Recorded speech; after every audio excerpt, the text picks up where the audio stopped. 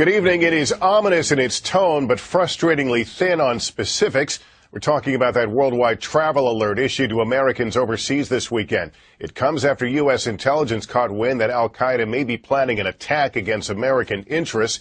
The threat, we're told, is credible, but underscoring just how difficult it is to pinpoint the target or targets. Officials are taking no chances, issuing a blanket travel warning and closing American embassies across much of the Muslim world tomorrow. Tonight, we're learning more about where those threats are coming from amid a shifting center of power for al-Qaeda. We're covering several angles of the story. We begin with Kristen Welker at the White House. Kristen, good evening. Lester, good evening to you. U.S. officials say the threat could be coming from the Arabian Peninsula and the al-Qaeda affiliate based in Yemen. In one of the most serious terror warnings in years, the State Department has alerted Americans overseas that al-Qaeda could be plotting an attack, and they have their eyes trained on the Arabian Peninsula. The warning covers travel for Americans worldwide, cautioning them to be vigilant at tourist sites and public transportation.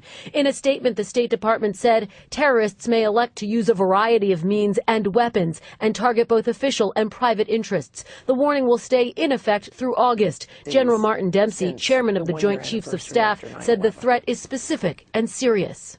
It is an al-Qaeda, an affiliated threat, yeah. So it is of the al-Qaeda branch. The intent is to attack Western, not just U.S. interest. And in another rare move, the State Department has ordered the temporary closure of 22 embassies, mostly in the Middle East and North Africa, and including the major diplomatic posts in Cairo and Kabul, where NBC's Atia Abawi filed this report. The last time there was a complex attack on the U.S. embassy here, it was September 2011. Insurgents were holed up in the building behind me, firing on to the embassy compound. They're not taking any chances. The embassy will be closed tomorrow, meaning virtually no one will be allowed on or off embassy grounds.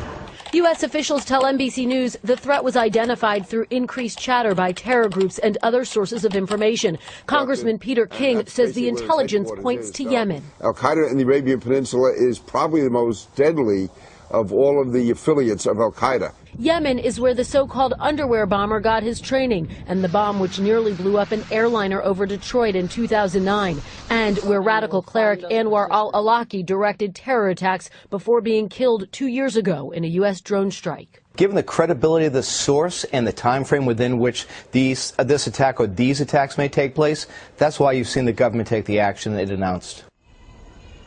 Britain, France, and Germany are also temporarily closing their embassies in Yemen. Now, this comes as Interpol has issued a global alert asking countries to help them track down terrorism suspects who've escaped over the past month in prison breaks in the Middle East. At this point in time, though, it is not clear whether there is a connection between all of these alerts. President Obama continues to get updated regularly. Lester. Kristen Welker at the White House. Thanks.